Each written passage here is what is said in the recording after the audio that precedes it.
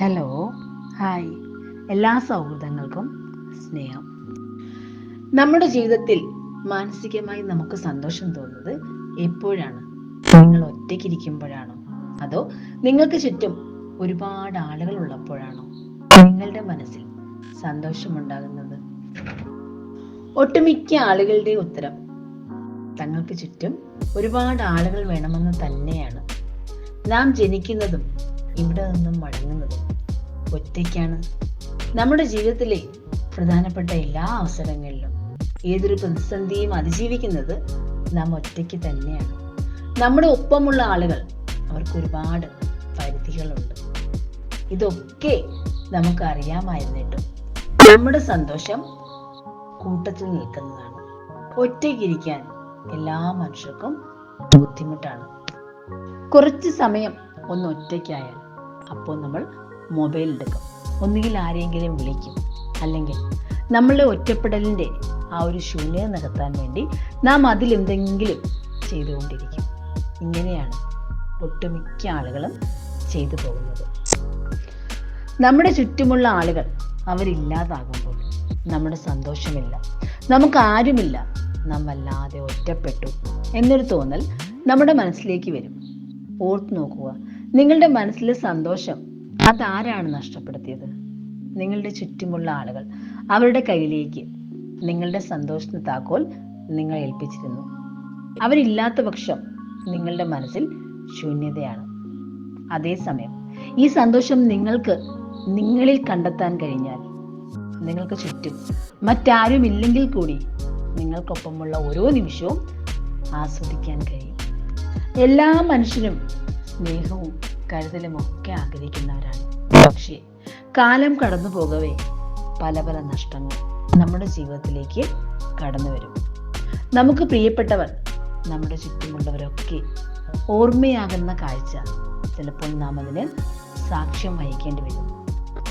ചുറ്റുമുള്ള ബഹളങ്ങളിൽ നിന്ന് നിശബ്ദമായ ഒറ്റപ്പെടലിലേക്ക് ഒരു യാത്ര ആരംഭിക്കും. അത് നമ്മെ മാനസികമായി വല്ലാണ്ട് തളർത്തിക്കളയും. നാം രാജകീയമായി ജീവിച്ചിരുന്നിടത്ത് നമുക്കൊന്ന് സംസാരിക്കാൻ പോലും ആരുമില്ലാതെ, നമ്മെ കേൾക്കാൻ ആരുമില്ലാതെ നാം ഒറ്റപ്പെട്ടു പോകുന്ന അവസ്ഥ. ജനലിലൂടെ പുറത്തേക്ക് നോക്കി കടന്നു വരുന്ന കാലൊച്ചകൾ, അതിൻ്റെ കരിയിലെ ശബ്ദം കേൾക്കുന്നുണ്ടോ എന്ന് ശ്രദ്ധിക്കുന്ന മനസ്സ്. ആ മനസ്സിൻ്റെ അവസ്ഥ അത് അതീവ ദയനീയമാണ്. നമുക്കതിനെ അതിജീവിക്കണമെങ്കിൽ നമ്മുടെ ജീവിതത്തിൽ നാം ഒറ്റയ്ക്കിരിക്കാൻ ശീലിക്കണം. അതേറെ മുന്നേ നാം ശീലിക്കേണ്ടതായിട്ടുണ്ട്. ഒറ്റപ്പെടുന്നതും ഒറ്റയ്ക്കിരിക്കുന്നതും തമ്മിൽ ഏറെ വ്യത്യാസമുണ്ട്. മനസ്സ് ശൂന്യമാകുന്ന, നമ്മെ കേൾക്കാൻ ആരുമില്ല, നമുക്ക് ആരുമില്ല, നമ്മോട് ആർക്കും സ്നേഹമില്ല എന്നൊരു ചിന്ത മനസ്സിലേക്ക് കടന്നു വരുന്ന അവസ്ഥയാണ് ഒറ്റപ്പെടൽ. ഇതിനെ ആളുകൾ വല്ലാതെ ഭയക്കുന്നു. ഒറ്റയ്ക്കിരിക്കുക എന്നുള്ളത് നാം തിരഞ്ഞെടുക്കുന്ന ഒരു ശീലമാണ്. നമുക്ക് ചുറ്റും പ്രിയപ്പെട്ടവരൊക്കെ ഉണ്ടാകും, പക്ഷേ കുറച്ച് സമയം നാം നമ്മോടൊപ്പം ചെലവഴിക്കാൻ ശീലിക്കും. ഒരുപാട് സമയം വേണമെന്നില്ല, കുറച്ച് സമയം. അത് നമ്മുടെ ശീലമായി മാറ്റണം. Be strong enough to fight lone and be wise enough to wait for the turn. ജീവിതത്തിലേക്ക് പ്രതിസന്ധികൾ കടന്നു വരുമ്പോൾ മാനസികമായി ബലമുള്ളവരാവുക. അതിന് ഒറ്റയ്ക്ക് പൊരുതാൻ ശീലിക്കുക. നിങ്ങൾ അങ്ങനെ ഒരു ശീലം വളർത്തിയാൽ പിന്നീട് ഒരിക്കലും നിങ്ങളുടെ കൂടെ ആരുമില്ല, സഹായിക്കാൻ ആരുമില്ല എന്നൊരു ചിന്ത നിങ്ങളുടെ മനസ്സിലേക്ക് വരില്ല. നിങ്ങൾക്ക് മറ്റാരെയും ആശ്രയിക്കാൻ തോന്നില്ല. കാരണം ശക്തരായിരിക്കുക. ഒറ്റയ്ക്കുള്ള ഏതൊരു വിഷയത്തെയും ശക്തമായി തന്നെ നേരിടുക. ബുദ്ധിയുള്ളവരായിരിക്കുക. നിങ്ങളുടെ ഊഴം അത് വരുന്നതിനുള്ള കാത്തിരിപ്പ് തുടരുക. മനസ്സിലാക്കുക, ജീവിതത്തിൽ ഒരു പരാജയം വന്നു കഴിഞ്ഞാൽ അത് ഒരു അവസാന വാക്കല്ല. നിങ്ങളുടെ ഊഴം അത് എത്തുക തന്നെ ചെയ്യും. നിങ്ങൾ ക്ഷമയോടെ ബുദ്ധിപരമായി അതിനുവേണ്ടി കാത്തിരിക്കണം എന്ന് മാത്രമാണ് വേണ്ടത്. നമുക്ക് നമ്മെ ഒന്ന് പരിചയപ്പെടാൻ സാധിക്കും. നമ്മോടൊപ്പം കുറച്ച് സമയം. ആദ്യമൊക്കെ നമുക്കത് വളരെ ബുദ്ധിമുട്ടായി, ബോറായി തോന്നുമെങ്കിലും പതിയെ നാം അതിനെ ഇഷ്ടപ്പെട്ടു തുടങ്ങും. ആലോചിച്ച് നോക്കുക, നാം എവിടെ നിന്നാണ് ഈ യാത്ര തുടങ്ങിയത്? എവിടെ വരെ എത്തി നിൽക്കുന്നു? നമ്മുടെ ജീവിതത്തിൽ വന്ന മാറ്റങ്ങൾ എന്തെല്ലാമാണ്? ഈ മാറ്റങ്ങളിലൂടെ നാം കടന്നു പോകുമ്പോൾ, നാം അതിജീവിച്ച വഴിയിലൂടെയൊക്കെ മനസ്സ് സഞ്ചരിക്കുമ്പോൾ നമുക്ക് മനസ്സിലാകും നാം ഒരു നിസ്സാര വ്യക്തിയല്ല. ഇതൊക്കെ അതിജീവിച്ചാണ് ഇവിടെ വരെ നാം എത്തി നിൽക്കുന്നത്. അത് തന്നെ നമ്മുടെ മനസ്സിന് വല്ലാത്തൊരു ശക്തി പകരും, മുന്നോട്ട് പോകാനുള്ള ഊർജം. നിങ്ങളുടെ ജീവിതത്തിൽ നിങ്ങൾക്ക് മുന്നോട്ട് പോകണമെന്ന്, എങ്ങും ഇടരരുതെന്ന് ആത്മാർത്ഥമായി ആഗ്രഹിക്കുന്നുവെങ്കിൽ ഒറ്റയ്ക്കിരിക്കാൻ ശീലിക്കുക. നിങ്ങളുടെ ജീവിതത്തിലെ എല്ലാ കാര്യങ്ങളും ഒറ്റയ്ക്ക് തന്നെ ചെയ്യുക. എപ്പോഴും ഓർക്കുക, നമ്മൾ മറ്റൊരാളെ ആശ്രയിച്ചാൽ ആ ആശ്രയിക്കുന്ന ഭാഗം അവിടെ ശൂന്യമാകുമ്പോൾ നമുക്ക് പിന്നീട് ഒന്നും ചെയ്യാൻ സാധിക്കില്ല. ആ രീതിയിൽ മാനസികമായി തളർച്ച ഉണ്ടാകും. അങ്ങനെ ഉണ്ടാകാൻ പാടില്ല. എപ്പോഴും ഒറ്റയ്ക്ക് തന്നെയാണ് നമുക്ക് മുന്നോട്ട് പോകേണ്ടത്. അതിനായി കുറച്ച് സമയം ഒറ്റയ്ക്കിരിക്കാൻ ശീലിക്കുക. നിങ്ങൾക്കതിൻ്റെ ഗുണങ്ങളെക്കുറിച്ച് അറിയാത്തത് കൊണ്ടാണ്. മറ്റൊരാളുമായി ശക്തമായ ഒരു വഴക്കിന് ശേഷം നാം കുറച്ചു നേരം ഒറ്റയ്ക്കിരിക്കുമ്പോൾ ഒരു നിമിഷം നമ്മെ തന്നെ നാം വിശകലനം ചെയ്യും. ചിലപ്പോൾ തോന്നും, ആ സന്ദർഭത്തിൽ അങ്ങനെ ഒരു സംസാരം വേണ്ടിയിരുന്നില്ല, അത് ശരിയായില്ല, നമ്മുടെ ഭാഗത്തും തെറ്റുണ്ട് എന്നൊരു വിശകലനം നാം നടത്തും. നമ്മെ ഏറ്റവും കൂടുതൽ നമുക്ക് മനസ്സിലാക്കാൻ സാധിക്കുന്നത് കുറച്ചു നേരം ഒറ്റയ്ക്കിരിക്കുമ്പോഴാണ്. നാം ഒരു ജോലി ചെയ്യുകയാണെന്നിരിക്കട്ടെ, അതിൽ 100% നാം മുഴുകിയിരിക്കുന്നു. ഇതേ അവസരത്തിൽ നമുക്ക് ചുറ്റും 2 ആളുകൾ കടന്നു വന്നാൽ അവരുടെ സംസാരം കേട്ടാൽ നമ്മുടെ ശ്രദ്ധ പെട്ടെന്ന് നാം ചെയ്യുന്ന ജോലിയിൽ നിന്ന് മാറ്റപ്പെടും. അവരെന്താണ് സംസാരിക്കുന്നത് അതിലേക്ക് നാം നമ്മുടെ ശ്രദ്ധ കേന്ദ്രീകരിക്കും. ഒറ്റയ്ക്കിരിക്കുമ്പോൾ നാം ഒരു ജോലിയിലേക്ക് ശ്രദ്ധിക്കുമ്പോൾ നമ്മുടെ തലച്ചോർ അത് വളരെയേറെ ശക്തമായി പ്രവർത്തിച്ചു കൊണ്ടേയിരിക്കും. തലച്ചോറിനകത്തുള്ള മൈലിനേറ്റഡ് ഷീറ്റ്സ് പുതിയവ നിർമ്മിച്ചുകൊണ്ടിരിക്കും. പക്ഷേ അതിനിടയ്ക്ക് കൂട്ടത്തിലേക്ക് ആളുകൾ എത്തിയാൽ നമ്മുടെ ശ്രദ്ധ തെറ്റുകയും നാം ചെയ്യുന്ന ജോലി ശരിയാവുകയുമില്ല. പ്രശസ്തരായ ഒരുപാട് ആളുകൾ അവരൊക്കെ ഈ ഒറ്റപ്പെടലിൽ ആശ്രയം കണ്ടെത്തവരാണ്.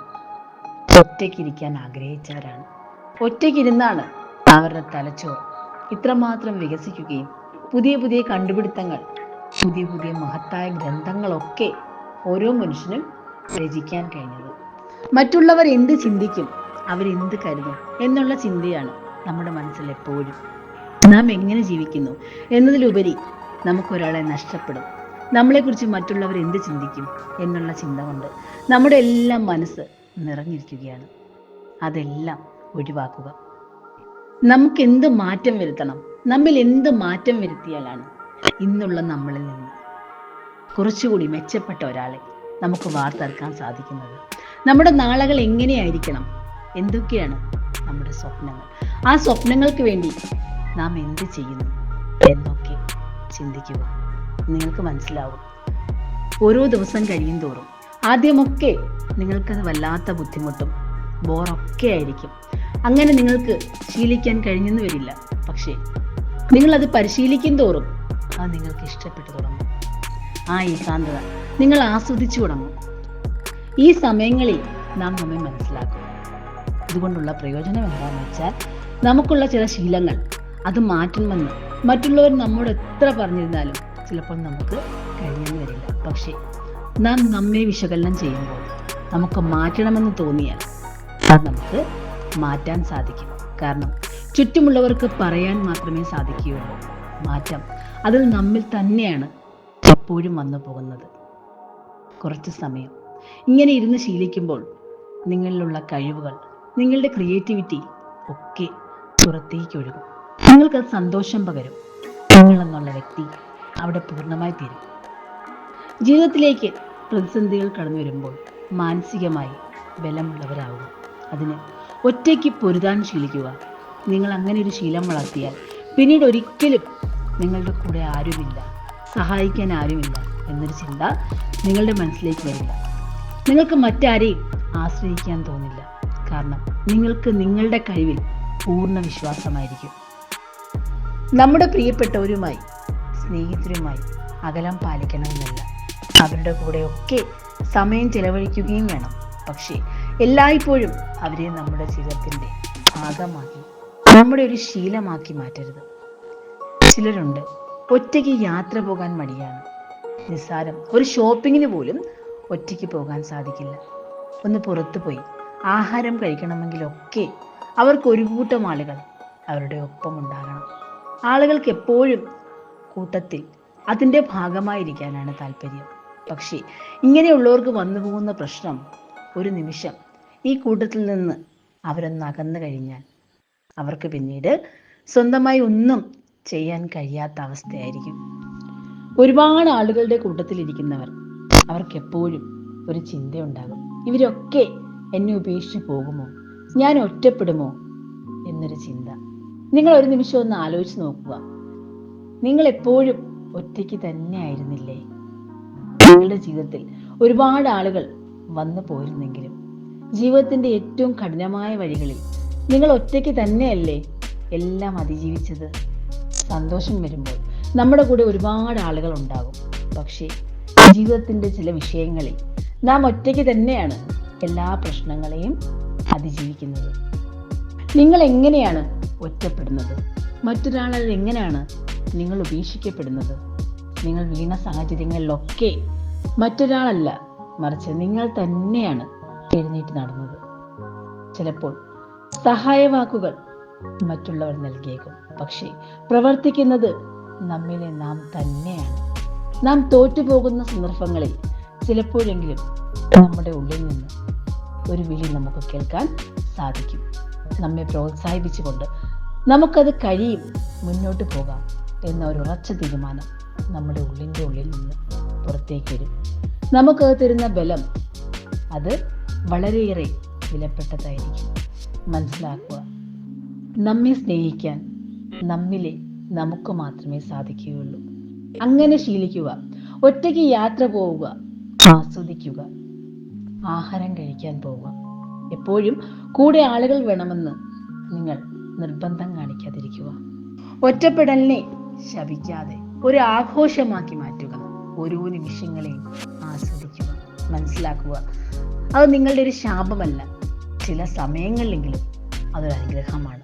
നാം അതിനെ വേണ്ട രീതിയിൽ ഉപയോഗിക്കുവാണെങ്കിൽ നമ്മെ തന്നെ മിനുക്കിയെടുത്ത് ഒരു വജ്രം പോലെ തിളങ്ങാൻ ഈ സാഹചര്യം നമുക്ക് സഹായകരമാകും. എല്ലാവർക്കും സ്നേഹത്തോടെ ശുഭദിനം.